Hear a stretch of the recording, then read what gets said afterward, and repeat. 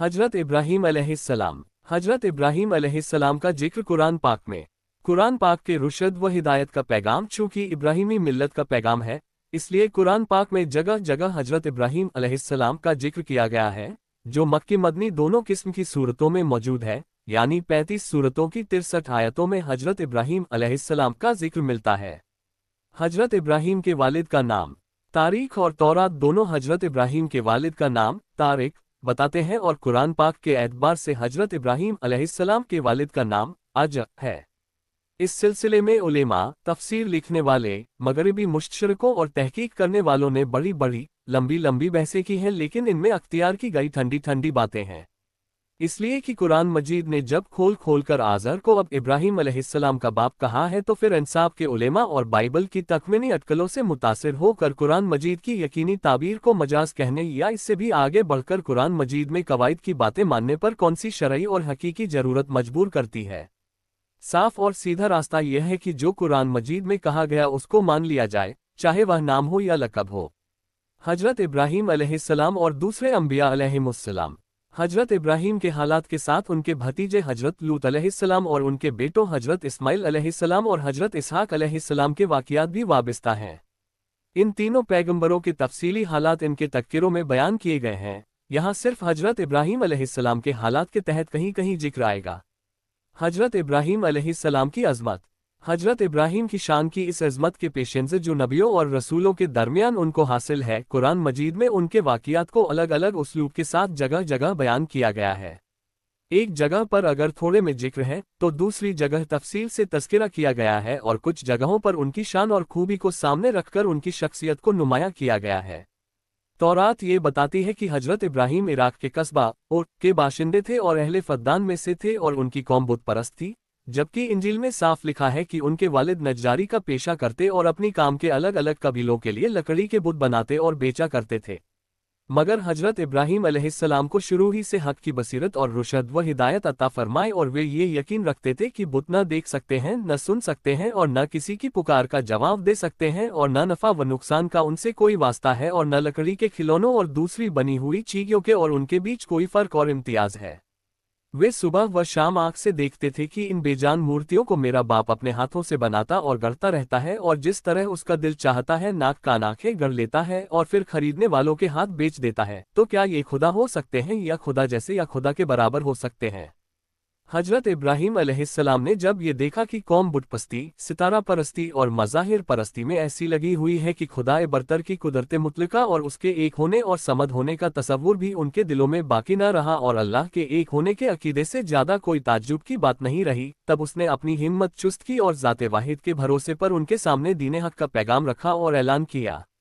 ए कौम, यह क्या है जो मैं देख रहा हूँ कि तुम अपने हाथ से बनाए हुए बुतों की परस्तिश में लगे हुए हो?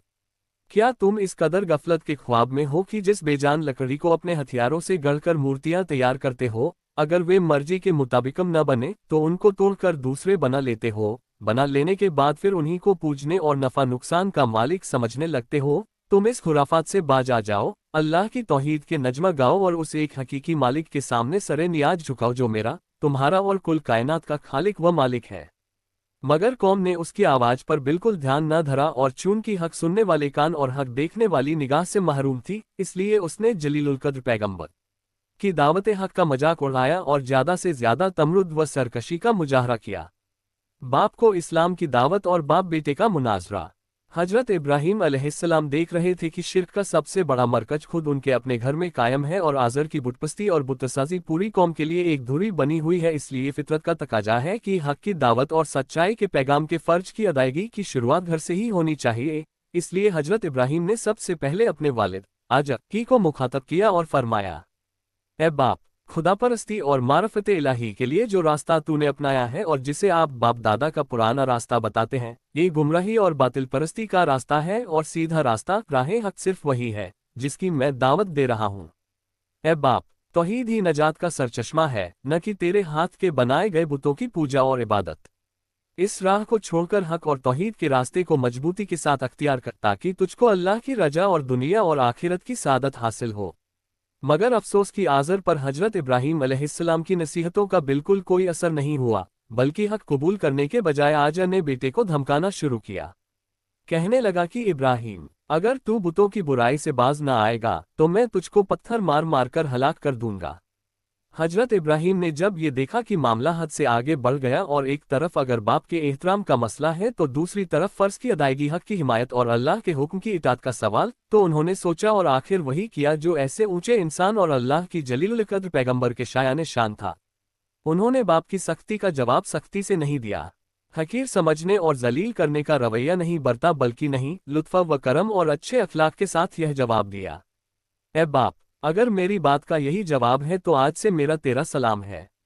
मैं अल्लाह के सच्चे दीन और उसके पैगाम हक को नहीं छोड़ सकता और किसी हाल में बूतों की परस्तिश नहीं कर सकता। मैं आज तुझसे जुदा होता हूँ, मगर गायबाना बारगहे इलाही में बख्शीश तलब करता रहूंगा ताकि तुझको हिदायत नसीब हो और तू अल्लाह के अजाब से नजात पा जाए। कौम को इस्लाम की दावत और उससे मुनाजरा। बाप और बेटे के दरमियान जब मेल की कोई शक्ल न बनी और आज़र ने किसी तरह इब्राहिम की रुशद व हिदायत को कबूल न किया, तो हजरत इब्राहिम ने आज़र से जुदाई अख्तियार कर ली और अपनी हक की दावत और रिसालत के पैगाम को फैला दिया और अब सिर्फ आज ही मुखातब न रहा बल्कि पूरी कौम को मुखातब बना लिया। मगर कौम अपने बाप दादा के दीन को कब छोड़ने वाली थी? उसने इब्राहिम की एक न सुनी और हक की दावत के सामने अपने बातिल माबूदों की तरह गूंगे, अंधे और बहरे बन गए। और जब इब्राहिम ने ज्यादा जोर देकर पूछा कि यह तो बतलाओ कि जिनकी तुम पूजा करते हो, ये तुम्हें किसी किस्म का भी नफा या नुकसान पहुंचाते हैं, कहने लगे कि इन बातों के झगड़े में हम पड़ना नहीं चाहते। हम तो ये जानते हैं कि हमारे बाप दादा यही करते चले आए हैं, इसलिए हम भी वही कर रहे हैं। तब हजरत इब्राहिम ने एक खास अंदाज से एक खुदा की हस्ती की तरफ तवज्जो दिलाए और फरमाने लगे, मैं तो तुम्हारे इन सब बूतों को अपना दुश्मन जानता हूँ, यानी मैं इनसे बेखौफ व खतर होकर इनसे जंग का ऐलान करता हूँ कि अगर यह मेरा कुछ बिगाड़ सकते हैं तो अपनी हसरत निकाल लें। अलबत्ता मैं उस हस्ती को अपना मालिक समझता हूँ जो तमाम जहानों का परवरदिगार है, जिसने मुझको पैदा किया और सीधा रास्ता दिखाया, जो मुझको खिलाता पिलाता यानी रिज़्क देता है, और जब मैं मरीज हो जाता हूँ तो वह मुझको शिफा बख्शता है, और मेरी जिंदगी और मौत दोनों का मालिक है, और यानी खताकारी के वक्त जिससे ये लालच करता हूँ कि वह क़यामत के दिन मुझको बख्श दे, और मैं उसके हुजूर में ये दुआ करता रहता हूँ, ए परवरदिगार, तू मुझको सही फैसले की ताकत अता फरमा और मुझको नेकों की सूची में दाखिल कर और मुझको जुबान की सच्चाई अता कर और जन्नत नईम के वारिसों में शामिल कर। मगर आज़र और आज़र की कौम के दिल किसी तरह हक कबूल करने के लिए नर्म न हुए और उनका इनकार हद से गुजरता ही गया। इंशाअल्लाह अगले पार्ट में हम कौम की सितारा परस्ती और कौम के नसीहत के लिए इब्राहिम अलैहिस्सलाम की बुतों से बगावत को तफसील में देखेंगे।